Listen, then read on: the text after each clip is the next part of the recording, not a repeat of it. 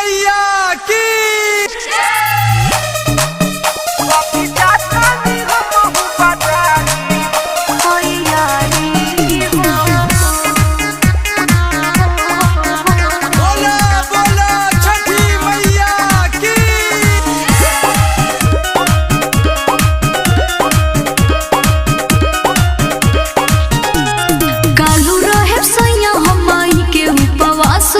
बाटे छठी मैया पर हमर विश्वास हो।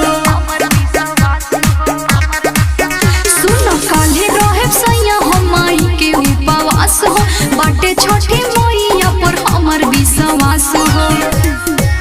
सैया चला दे से कोले तैयारी हो, तैयारी हो। अभी जातानी हमहु बाजारी हो, लेके आवतानी नया साड़ी हो, लेके आवतानी नया साड़ी हो। अभी जातानी हमहु बाजारी हो, लेके आवतानी नया साड़ी हो। अंकुश रिकॉर्डिंग स्टूडियो जादूपुर बाजार। लेके आवतानी नया साड़ी हो, साड़ी हो।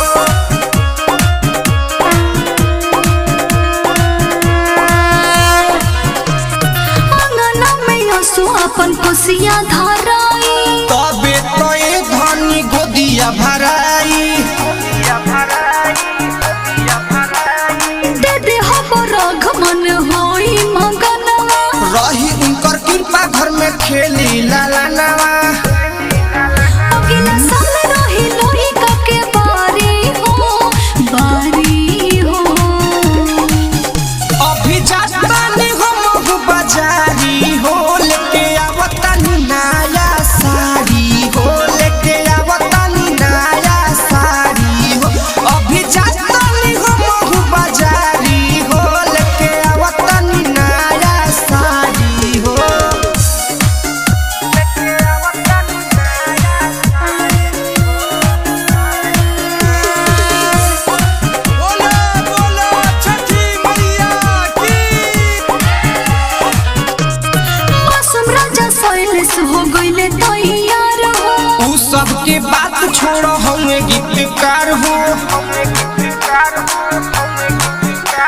सुनी ना विकेश बिहारी चली हमरा साथे। दौरा उठल अंशु अपना तू माथे। कैसे दौड़ा लेके चली बटे भारी हो, भारी